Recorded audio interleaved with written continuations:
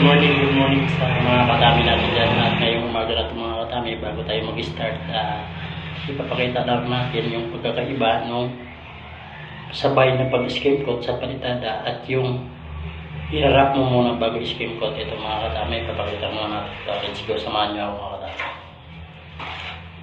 Ito mga katami, yung sample natin, dalawa.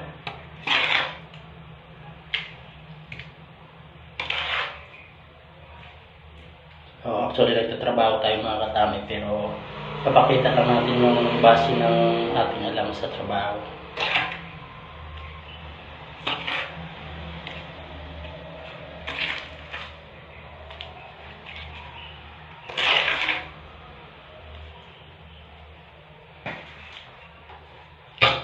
Ito mga katami, itong isa.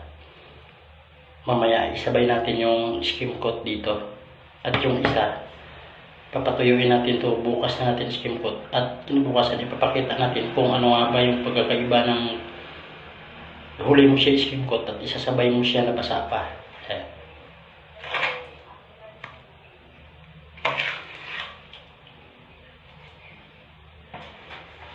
Ito mga katami, at abangan nyo to sa mga susunod natin na video mga katami, kasi dito natin makikita yung sabay ang pag-skim coat sa basa na palitada at yung pinatuyo na natin.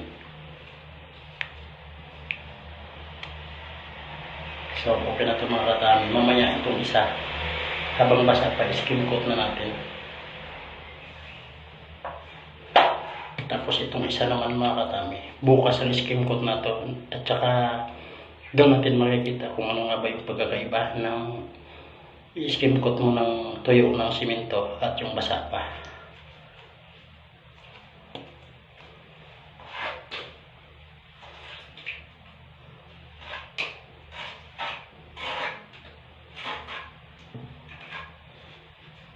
Ito mga katami. At base kasi sa nakikita ko mga katami, yung pinatigas muna natin yung wall bago i-skim coat. 3 years to 5 years, makikita na natin yung diferensya na nagpupupog siya. Hindi katulad nung basa pa, sinabay na natin yung pag-skim coat, patong na ng patong. Maganda yung kapit ng skim coat mga katami, nagiging bato rin siya. Ito na mga katami ang ating ginawa, isang basa at saka isang tuyo. So ito, subukan natin. Ito basa ito mga katami. Ilalagay na natin yung skim coat natin kung nga saan nga ba mas maganda.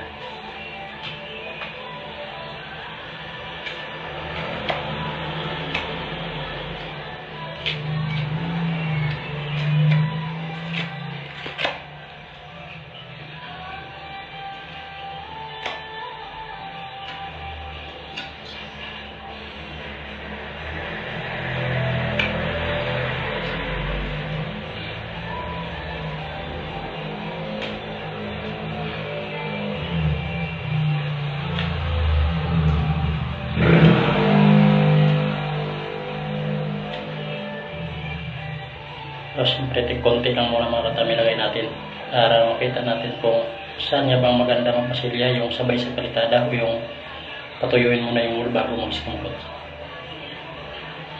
Ito naman yung tuyo natin mga katami.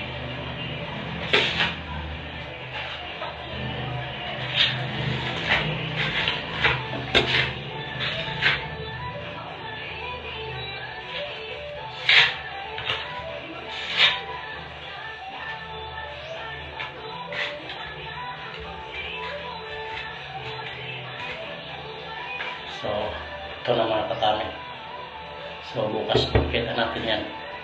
So, malalaman natin ang resulta bukas.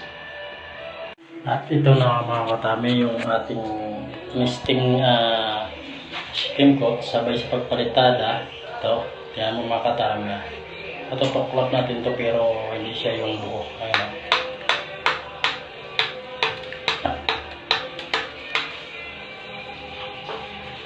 Ito yung pinatigas muna bago skim coat.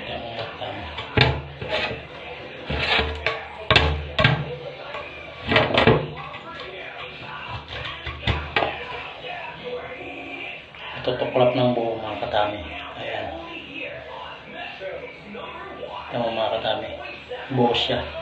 Tapos naiiwan yung simento. Ito yung basa, sabay sa palitada. Ayan.